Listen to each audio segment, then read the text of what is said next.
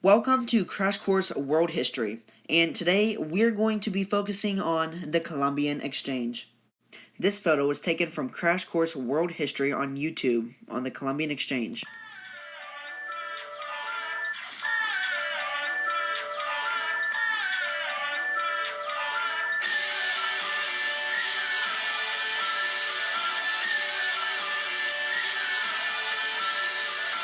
Today on Crash Course World History, we are going to talk about the Columbian Exchange.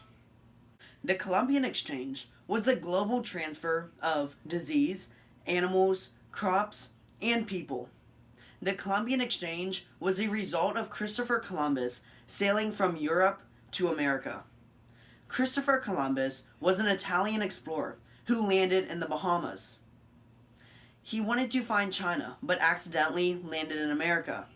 He sailed west to go east. He wanted to go to China because a lot of people had luck when they went there. Vasco da Gama is a great example. When he went to China, he made a $6,000 profit. This is a photo of Columbus and his ships. They were sailing from Europe to China, and of course they accidentally landed in the Bahamas and created what is known as the Columbian Exchange. When Columbus came over to America, he brought diseases. One of the most deadly diseases that he brought over was smallpox. He also brought over syphilis.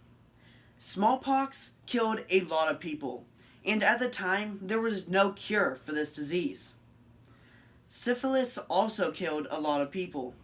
Syphilis was a disease that was spread to many other countries.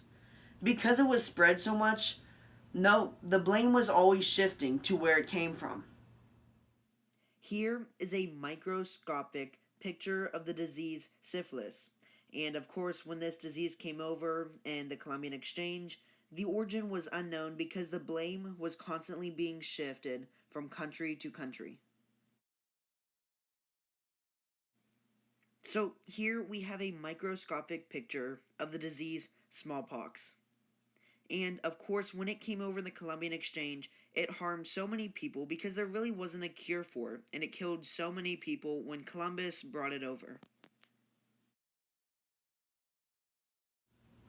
New animals were also brought over by the Columbian Exchange.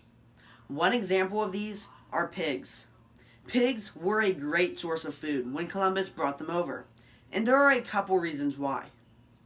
One of the reasons why pigs played such a large role was because they were a great source of meat. They gave a lot of different types of meat. The other reason why pigs played such large role is because of how fast that they could reproduce. In just years, the population of pigs can go from single digits to triple digits. Pigs were also fairly easy to raise. Another animal that was brought over in the Columbian Exchange were horses. Before the Columbian Exchange, many natives have never seen a horse before. Horses changed the way that people would work and move around. Up until this point, the animals that they had were not able to do as much labor as horses could. There were bisons, but you could ride the horses. The horses provided a new and quicker way of transportation. So here we have a pig, which I'm sure that many of you guys already know what a pig looks like. But I think it's cool to put yourself in the natives' perspective because you have this creature that came over and they have never seen anything like this before. Now, again, I'm sure that many of you know what a horse looks like, but when they were brought over in the Columbian Exchange, they were used for labor and transportation. But again, to put yourself in the native shoes, to see such a creature this big that you have never seen before, that must have been crazy for the natives to deal with. Another important thing that was brought over in the Columbian Exchange were crops.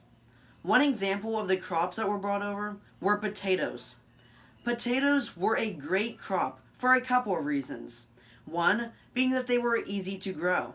They also were served in many different ways, two of these being baked and mashed. During the Columbian Exchange, the Pope drew the line of demarcation. This split Portugal and Spain. This ended all arguing between Spain and Portugal. This settles all land, trading, goods, disputes. The line of demarcation was important for Portuguese because this helped increase their trade in the Old World. So here we have a picture of the line of demarcation that was drawn by the Pope. So we see how the left-hand side was granted to Spain, while the right-hand side was given to Portugal.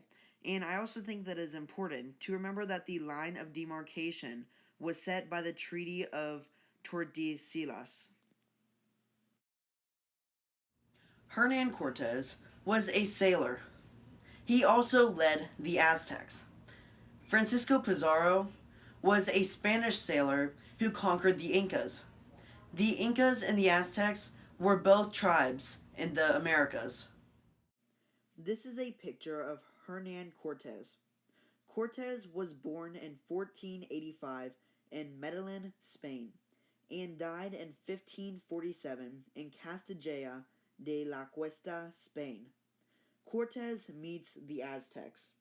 When the Spanish, led by Cortes, engaged in war with the Aztecs, they lost.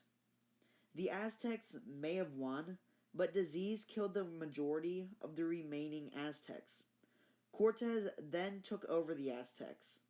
A conquistador is someone who is a warrior as well as a sailor. Cortes was considered a conquistador. Cortes also conquered and destroyed what is now known as southern and central Mexico. Pizarro was also a conquistador. Again, this means that he is a sailor and a fighter. He also tried to conquer the Incas. He killed their leader and took over the Incas. On his journey to Arabia, he went to the New World. When he was in Arabia, he discovered silver. This ultimately led to inflation in Spain. When goods were brought back to Europe, they were sold and people tried to make a profit off of them. During this time, we also see inflation. They would raise the prices to get more of a profit. As a result, inflation took place.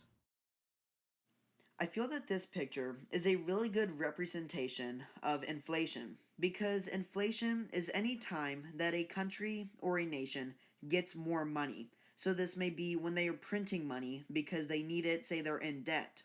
And because they're printing more money, the value of that money is actually going down. And so the easiest way to remember inflation is the increase in quantity equals the decrease in value. We can see inflation many other times throughout our history. Specifically, when Germany had to pay the war debt of World War I, so they tried to print more money. This led to inflation in Germany. After this, Germany's economy crashed because they had too much money with no value. Thank you for watching today's episode of Crash Course World History about the Columbian Exchange. This music was taken from the Crash Course World History theme on YouTube.